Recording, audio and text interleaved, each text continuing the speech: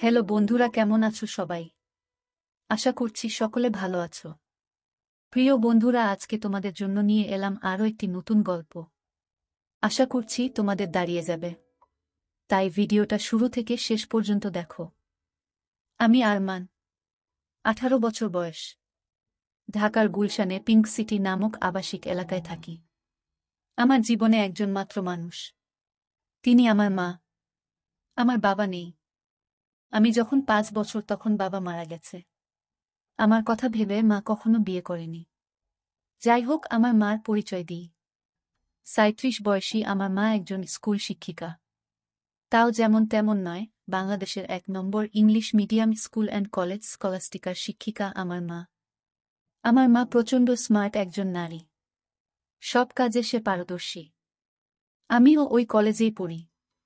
মা একই সাথে বাসার এবং কলেজের সকল দায়িত্ব সামলাচ্ছে সফলতার সাথে। পৃথিবীতে আমার কাছে আমার মার চেয়ে সুগঠিত সৌন্দর্যময় নারী আর একটাও নেই। আমি কখনো মাকে বাজে নজরে দেখিনি।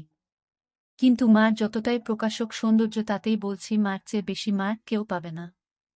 এই বছরেও মার কাছে সব মিলিয়ে 36টি প্রপোজাল এসেছে বিয়ের। কিন্তু মা সবাইকে একই কথা বলে, আমার ভালোবাসা আমাদের মা ছেলের বাইরে কেউ ভাগ পাবে না। আমি মার ভালোবাসায় পাগল।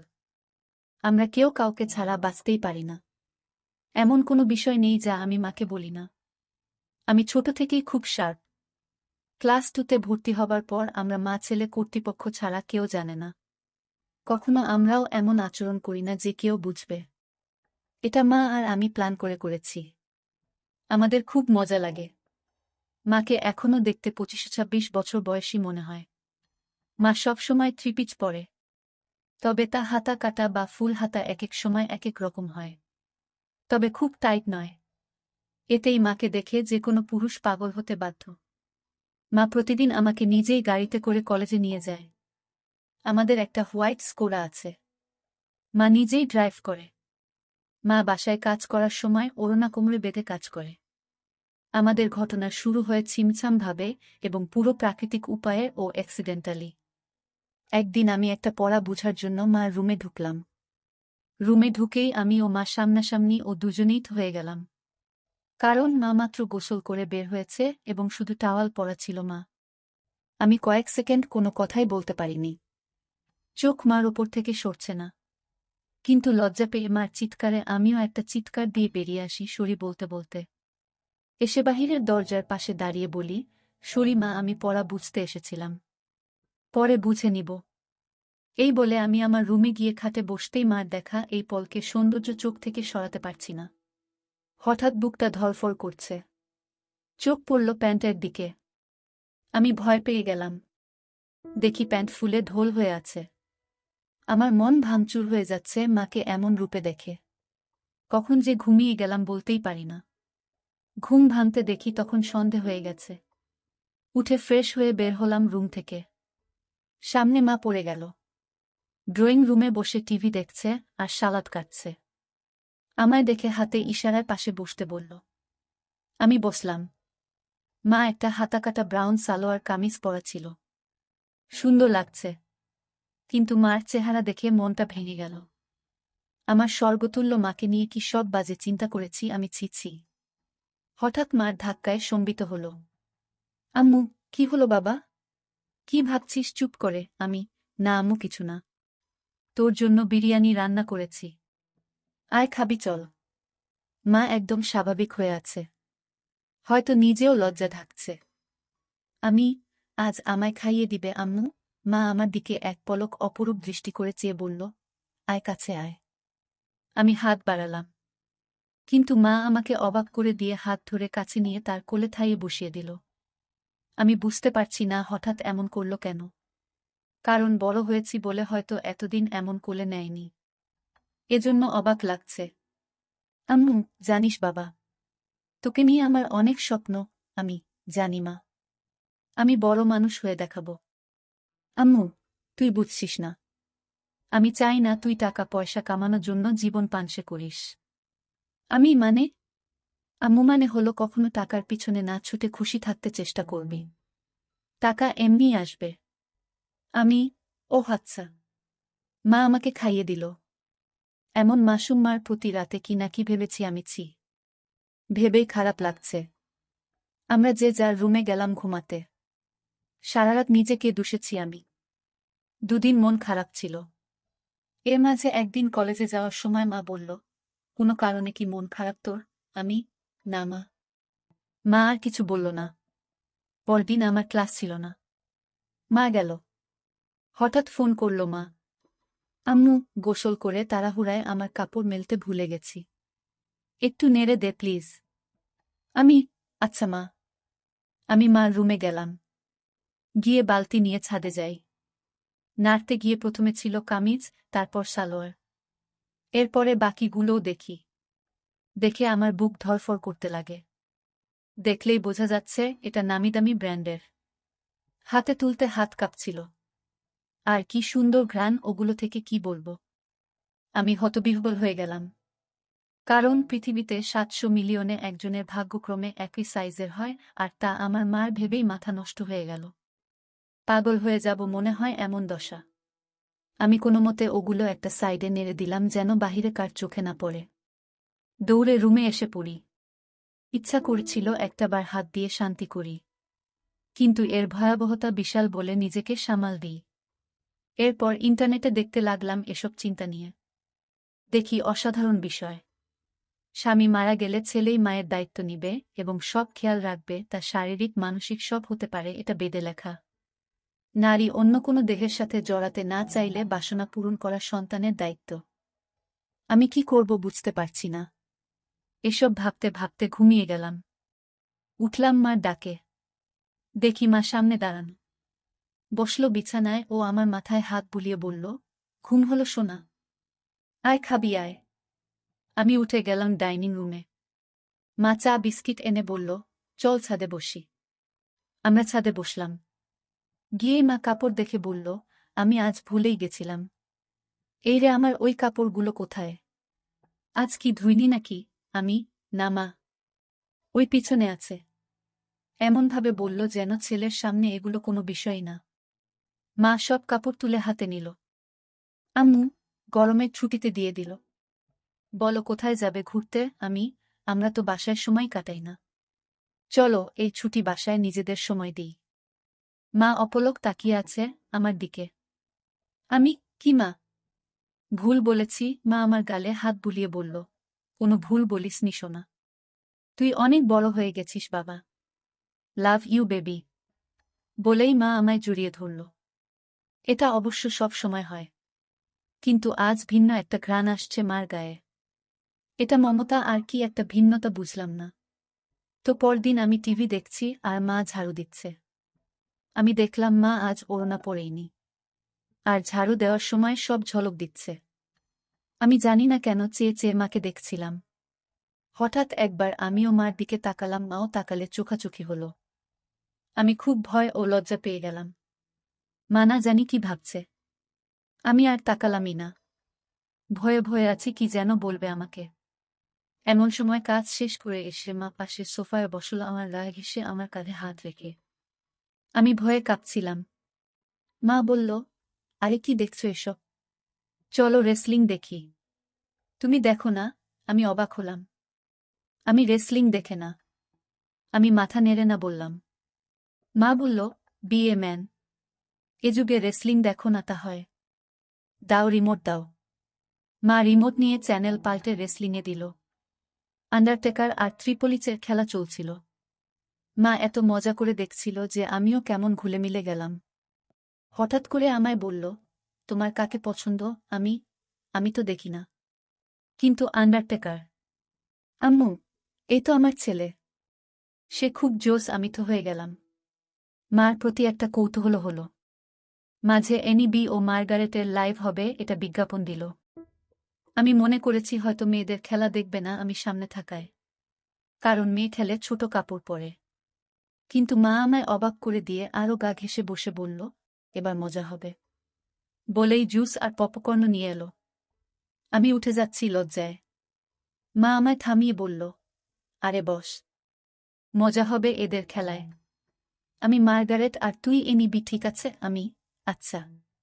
খেলা শুরু হলো। দুজন ছোট ছোট সেট পরে এসেছে। মা বেশ মজা করে দেখছে। আমি শুধু মাকে দেখে অবাক হচ্ছি। মাঝে অ্যাড দিলে মা তখন আমার দিকে ফিরে আচমকা বলল, তুমি আমাকে বন্ধু মনে করো? আমি হঠাৎ একটা শুনে অবাকই হলাম। আম্মু, অবাক হবার কিছু হয়নি। উত্তর দাও সোনা। আমি, আমার আর কে আছে তুমি ছাড়া? তুমি তো আমার সবকিছু। আম্মু তাহলে একসাথে মায়ের সাথে ফ্রি হতে সমস্যা হচ্ছে কেন গাধা? এটা জাস্ট খেলা। আমি, আসলে ওরা ছোট কাপড় পরা। তাই মা ছেলে একসাথে এসব দেখা। এজন্য লজ্জা লাগছে। মা হাসতে হাসতে শেষ। আম্মু, আরে বোকা ছেলে আমি না তোর মা? লজ্জা কিসের আমার সাথে? এগুলো অনেক আগের মূর্খ সমাজে চলত। এখন না। শোনো, আমরা মা ছেলে ছাড়া আর কেউ নেই আমাদের জীবনে। আমরা চিল করব না তো কে করবে বলো? আমি, মানে আম্মু, মানে আমরা একসাথে এগুলো দেখলে কিছু হয় না। আর এগুলো পড়ার জন্য এমন লজ্জা কেন? তুই পড়িস না নাকি?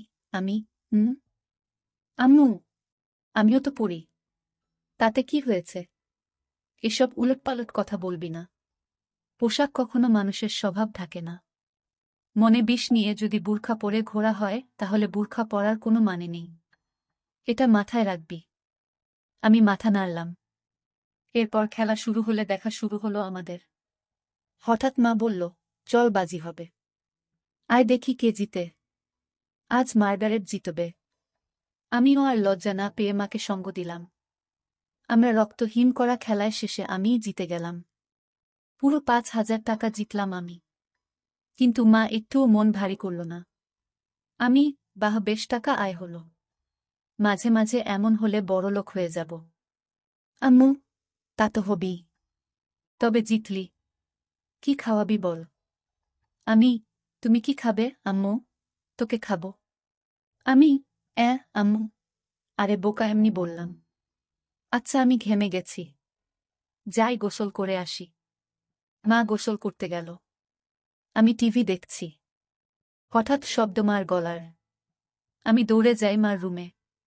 গিয়ে আবার হয়ে গেলাম। আজ সেদিনের মতো নয়। কিন্তু আজ মাকে সম্পূর্ণ ভিন্নতর দেখলাম। আমি হাঁ করে তাকিয়ে আছি। আম্মু, কিরে কি দেখিস? অবাক হয়েছিস না? আমি মাথা নেড়ে হা বলি। কিন্তু এত টাইট যে আম্মু? ও তুই টাইটের কথা বলছিস? আমি বলছি এটা আমার অনেক আগের জামা। এই জামার বয়স তোর চেয়ে 2 বছর বেশি। আমি, কি বলছো এগুলো? ওয়াও। আম্মু, হ্যাঁ ওয়াও। সুন্দর না? নাকি খারাপ লাগছে? আমি, খারাপ লাগে তোমার ভূত। একদম পরি লাগে আমার মাকে। আম্মু, কিন্তু আসলেই অনেকদিন বলে টাইট হয়ে গেছে। কেমন যেন লাগছে। আমি, যদি কিছু মনে না করো একটা কথা বলি মা? আম্মু, হ্যাঁ বল। আমি, তোমাকে টাইট ড্রেসেই ভালো লাগে। কেন যে সবসময় আলখাল্লা পরে থাকো বুঝি না। মডার্ন যুগের এত ভাষণ আমাকে দাও আর নিজে সেকেলে। মনেই হয় না ইংলিশ মিডিয়ামের টিচার তুমি। আম্মু, হা হা, আমার বদমাইশ ছেলে। আয় বুকে আয়। আমি, ইদানিং তুমি চেঞ্জ হয়ে যাচ্ছ যে। খুব আদর সোহাগ করছো যে। মা আমায় ছেড়ে দিয়ে মুখটা মলিন করে বাথরুমে চলে গেল। আমিতে ভয় পেয়ে গেলাম। কি বলতে কি বলে দিলাম। একটু পরে মা আবার আলখাল্লা পরে হাতে ওই জামাটা এনে আলমারিতে রেখে ধপাস করে বন্ধ করে নিচে কিচেনে চলে গেল। আমি কি বলবো বুঝতে পারছি না। আমিও পিছনে গেলাম। বললাম, মা রাগ করেছ? সরি মা। আর এমন বলবো না। মা কথাই বলছে না। আমি পিছনে ঘুরছি। কিন্তু মা পাত্তাই দিচ্ছে না। শুধু চোখে পানি ভরে কাজ করছে। কিচেনের জিনিসে রাগ ঝাড়ছে। টেবিলে খাবার দিয়ে মা ওপরে যাচ্ছে। তখনই আমি মার পায়ে পড়লাম ও বললাম, আর কখনো এমন বলবো না মা। ক্ষমা করে দাও। কেঁদো না মা। তুমি ছাড়া আমার আর কে আছে বলো? মা কেঁদে দিয়ে আমায় জড়িয়ে ধরে বলল, আমিও তো তাই বলছি। তুই ছাড়া আমার আর কে আছে? তোকে আদর সোহাগ করব না গো কাকে করব? তুই তো আমার সবরে পাগল। আমি, সরি আর হবে না মা। আম্মু, আমি সবসময় তোকে ভালোবাসি বোকা। আর এমন বলিস না। আমাকে প্লিজ একা করে দিস না তোর বাবার মতো। আমি, না মা, আমি তোমার সব কথা শুনব ও মেনে চলব। আমারও সব কথা মানতে হবে তাহলে? মা মুচকি হেসে চোখ মুছে বলল, তাহলে ওই ড্রেস পরে এসো আর আমাকে খাইয়ে দাও। মার মুখে উজ্জ্বল হাসি। মা রুমে গিয়ে মিনিটে চলে এলো ওই ড্রেস পরে। আমি বললাম, তোমায় একদম ক্লাস 10-এর মেয়ে মনে হয় মা। যে কোনো কাপড়েই বোঝাই যায় না তোমার বয়স 37। মা মুচকি হেসে আমায় নিয়ে বসে খাওয়ালো। তারপর আমরা যে যার রুমে গিয়ে ঘুমালাম। এভাবে মা আর আমি আর কিছু না করে ছুটি শেষ করলাম। ছুটির পরে আমাদের কলেজে একটা সাংস্কৃতিক অনুষ্ঠান হয়। সবাই নাম দেয়, আমিও নাম দিই গানে। আমরা পারফর্ম করি, অনেকেই অনেক রকম করে। মেয়েরাও পারফর্ম করে ড্যান্সে। হঠাৎ একটা ড্যান্স চালু হয়। দেখলাম কয়েকজন মাঝবয়সী নারী ঘোমটা দিয়ে স্টেজে উঠল। এরপর গান চালু হতেই ঘোমটা খুললে আমি আকাশ থেকে পড়লাম। মা লিডিং ড্যান্সার আর মারাত্মক লাগছে তাকে। মা একটা হলুদ শাড়ি পরেছে যা মারাঠি স্টাইলে বাঁধা ও নাভি বরাবর। এতেই সবার হৃদস্পন্দন বাড়িয়ে দিল। সবাই হুররে করে অনুষ্ঠান শেষ করল। আমার মা এত সুন্দর নাচে তা জানতাম না। ছেলেরা সবাই তো বলছেই, সাথে মেয়েরাও বলছে ম্যাম খুব হট।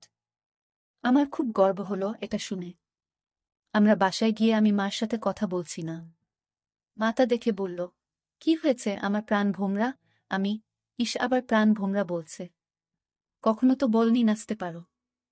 আমাকে তো কখনো নাচ করে দেখাওনি। মা আমার কাছে সোফায় বসে গা ঘেঁষে বলল, এই যে মশাই, আপনাকে সারপ্রাইজ দিতেই বলিনি আগে।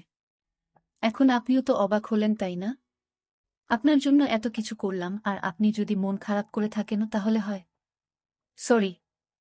আমি, আচ্ছা ঠিক আছে। তুমি এত সুন্দর নাচতে পারো আমি জানতামই না। আর কি ড্রেস পরেছ তুমি ওখানে, আমি অবাক। কখনো তো এমন খোলামেলা পোশাকে দেখিনি। আম্মু, খোলামেলা কই? এত মারাঠি স্টাইল।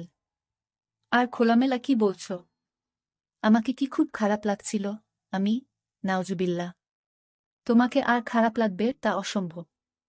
পৃথিবীর সবচেয়ে সুন্দর নারী আমার মা, আর তাকে খারাপ লাগবে? তোমায় মারাত্মক লেগেছে মা। মা আমার গাল ধরে বলল, থ্যাংক ইউ। আম্মু, মা একটা কথা বলি? আম্মু, হ্যাঁ বল। আমি, আমাকেও একদিন নেচে দেখাবে প্লিজ? আম্মু, তুই আমার নাচ দেখবি? ভালো লেগেছে খুব। আমি ভাবতেও পারিনি এত সুন্দর নাচ তুমি। আজ সবাই তোমার প্রশংসা করছিল। প্লিজ মা, দেখাবে বলো না? আম্মু, অবশ্যই দেখাবো সোনা। আমার পৃথিবী তুই। আর তোকে খুশি করতে সব করতে পারব। বল কি ড্যান্স দেখবি? আমি, যেই কস্টিউম আছে তার বিচারেই যা ইচ্ছা তোমার। আম্মু, আচ্ছা তুই বস, আমি আসছি। বলে মা পালালো রুমে। একটু পরে এসে আমায় পুরো চমকে দিল। মা একটা শাড়ি পরেছে, যা ট্রান্সপারেন্ট মেরুন রঙের, ফলের সব উদীয়মান। দেখে আমি সোফা থেকে দাঁড়িয়ে যাই। মা আমায় এমন উঠতে দেখে বলল, এখন আমি তোর টিচার নই বোকা। দাঁড়াচ্ছিস কেন? আমি যেন কেন বলে দিলাম, তোমায় আজকে সত্যি অসাধারণ হট লাগছে মা। বলার পর খেয়াল হলো আমি কি বললাম। জিভ কেটে বললাম, ওফ সরি মা। আমার ভুল হয়ে গেছে, আর বলবো না এমন পচা কথা। মা আর চোখে একটা চাহনি দিয়ে বলল, আমি কি হইতো বলতো? আমি, আমার মা। আম্মু, তাহলে এমন কেন করছিস? মা নাকি তার সন্তানের কাছে সবচেয়ে সুন্দর হয়। তুইও তো বললি। তো প্রশংসা করতে এত দ্বিধা কিসের? আমি, ওই ভাষাটা বিব্রত তাই। আম্মু, চুপ করত। কোনো বিব্রত নয়। এদেশীয় ভীত সংস্কৃতি তোর ভিতরে কিভাবে এলো বুঝলাম না। হট কোনো বাজে শব্দ নয়। যাকে যা লাগে তাই বলা উচিত, বুঝেছিস? চাইলে আরও গভীর কিছু বলতে পারিস। আমি ভ্যাবলা হয়ে বললাম, হ্যাঁ। কিন্তু মাকে এসব চজাতীয় কথা বলা কি ঠিক? মা আমায় হাত ধরে সোফায় বসে বলল, আম্মু, দেখ শোনা। আমি তোর মা। আমায় তুই যা খুশি বলতে পারিস। ভালো লাগলেও বলবি, খারাপ লাগলেও বলবি। তাতে কোনো সমস্যা নেই। এখন তুই যদি আসলে আমায় মা বলে আপন নাই বা ভাবিস, তাহলে আর আমার কি করার? স্বামীকে হারিয়ে একমাত্র সন্তানের সঙ্গ কপালে না জুটলে তো আর কিছু করার নেই। আমি বুঝলাম মা মনে মনে কষ্ট পাচ্ছে, আর প্রশংসা করায় মা আমায় বাধা দেয়নি। পশ্চিমা দেশের মতো মা আমায় স্বাধীনতা দিচ্ছে, ভালো তো এমনিতেই বাসে মা। তাই মার মন ভালো করতে বললাম, okay my dear loving mother, let's show me your best move. মা হেসে দিয়ে আমায় ধন্যবাদ আনতে কপালে হামি দিয়ে বলল, লাভ ইউ মাই ডিয়ার। তোর জন্যই বেঁচে আছি আমি। আমায় তুই বুঝিস বলেই আমি পরিণত মা। বল কোনো গানে নাচব? আমি কাটা লাগা সং। মা চোখ বড় করে বলল, নটি বয়। আমি হেরে যাওয়ার মতো মাথা নিচু করলাম। মা আমার থুতনি ধরে তুলে চোখে লাস্যময়ী হাসি এনে বলল, আমার ছেলে বলবে আর আমি মা হয়ে তা করব না, এটা হতে পারে? বলেই মা কাটা লাগা সং বাজিয়ে পৃথিবীর সকল সৌন্দর্য নিজের উপর এনে নাচতে লাগল। সে কি মুভ ও স্টাইলে নাচল, কি বলবো! মনে হচ্ছিল যেন আমার গার্লফ্রেন্ড হলেও এমন ভঙ্গিতে নাচত না। পুরোপুরি বোল্ড লাগছে মাকে। আমি দাঁড়িয়ে হাততালি দিলাম ও মাকে গিয়ে সালাম করলাম। মা অবাক হয়ে গিয়ে বলল, কি ব্যাপার, সালাম কেন? আমি, কারণ তুমি আমায় এত ভালোবাস, আমায় এত বিশ্বাস করো তাই। এমন সাজে আমি কখনো ভাবিনি তোমায় দেখব। তাও আবার আমার অন্যায় আবদার রেখে এই বোল্ড সং ড্যান্স করলে। তোমার কি খারাপ লেগেছে মা?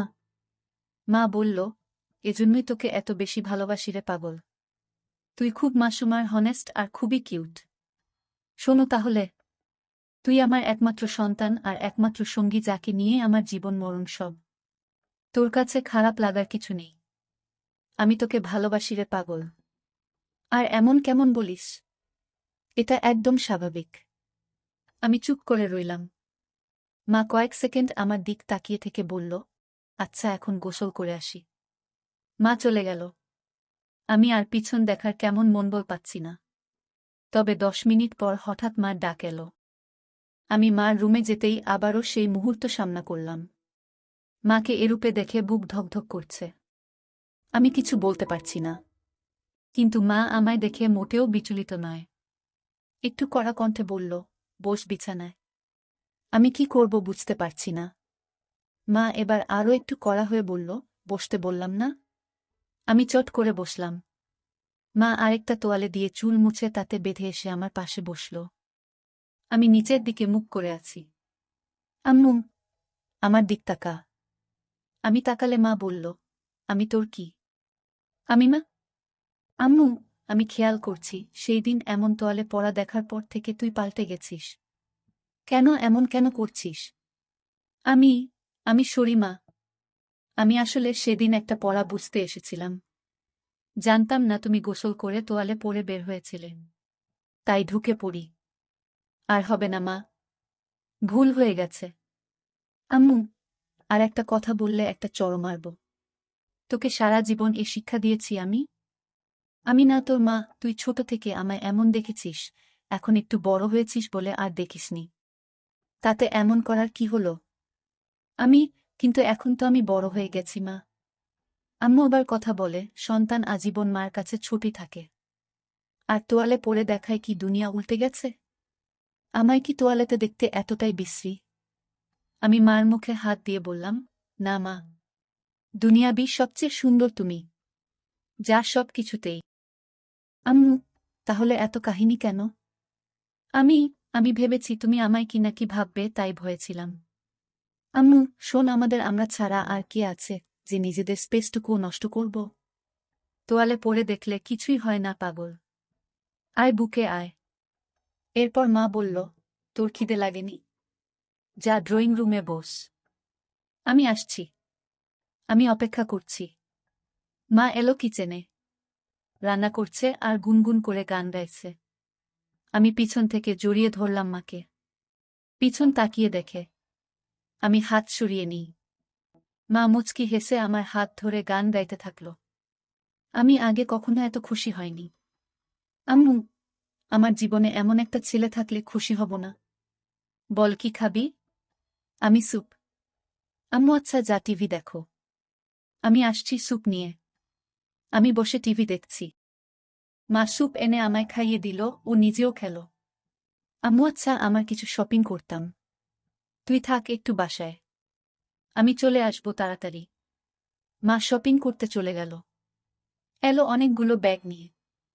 সব নিয়ে সোজা রুমে রেখে এলো। আমি, কি কিনলে? আম্মু, এমনি কিছু জিনিস। মা এড়িয়ে গেল। বুঝলাম হয়তো নিজের কাপড় কিনেছে। তা তো আর ছেলেকে দেখানো যায় না। যাই হোক, পরদিন কলেজে যাওয়ার জন্য গাড়িতে বসে আছি মার জন্য। মা গেট লাগিয়ে যখন গাড়িতে এলো তখন আমি আকাশ থেকে পড়লাম। মা একটা হলুদ ট্রান্সপারেন্ট শাড়ি পরেছে ম্যাচিং ব্লাউজের সাথে। আমি আকাশ থেকে পড়লাম মাকে এমন রূপে দেখে। মা আমার চেয়ে থাকা দেখে বলল, কি হলো, এমন তাকিয়ে কেন আছিস? আমি, তুমি অনেক পাল্টে গেছো মা। মা মুচকি হেসে বলল, এটা কি তোর খারাপ লাগছে? আমি, আরে না না, আমার কাছে উল্টো ভালো লাগছে। মা চোখ কুঁচকে বলল, ভালোটা আবার কেন? আমি, আমিও চাই তুমি নিজের জীবন সাজাও, ভালো ও খুশি থাকো। পোশাকটা না হয় তারই শুরু। মার মুখে উজ্জ্বল গর্বের হাসি। I am proud of you baby. আমি, মিটু মম। আজকে অসাধারণ লাগছে মা। আম্মু, আমি ভাবছি এখন থেকে শাড়ি পরব। আমি, ভালো ডিসিশন। কিন্তু শুধু শাড়ি কেন? আম্মু, এমনি না হলে আর কি পরা যায় বলতো? আমি, আমাকে জিজ্ঞেস করছো? মা কাকের মতো আশেপাশে তাকিয়ে বলল, আর কাউকে দেখছিস গাড়িতে? আমি না মানে একজন মা তার ছেলের সন্তানের কাছে পোশাকের সিদ্ধান্ত চায় তাই বললাম। বাংলাদেশে এটা স্বাভাবিক নয়। আম্মু, আমার কাছে সবকিছু তুই। তাই আমার কমেন্ট তুই করবি। বল কেমন পরব? আমি, সত্যি ফ্র্যাঙ্কলি বলবো। আম্মু, এবার চড় খাবি? আমি, সরি। আম্মু, বল। আমি, a bit of western you know. মা আমার দিকে তাকিয়ে রইল কয়েক সেকেন্ড। মার এই রহস্যঘন তাকানো বুঝি না। আম্মু, ওয়েস্টার্ন। হুম। বলেই মা গাড়ি চালাতে লাগল। কিছু দূর যাবার পর একটা ঝোপের কাছে গাড়ি দাঁড় করালো। আমি বুঝতে পারছিলাম মা কেন গাড়ি দাঁড় করিয়েছে। মা গরম গরম নিঃশ্বাস ফেলছিল। আর হাতটা আমার নিচের দিকে বাড়িয়ে দিতে লাগল। আমি বুঝতে পারছিলাম মা আর নিজেকে আটকে রাখতে পারছে না। নিজের ছেলের সাথে সেই নিষিদ্ধ কাজটা করতে চাচ্ছিল।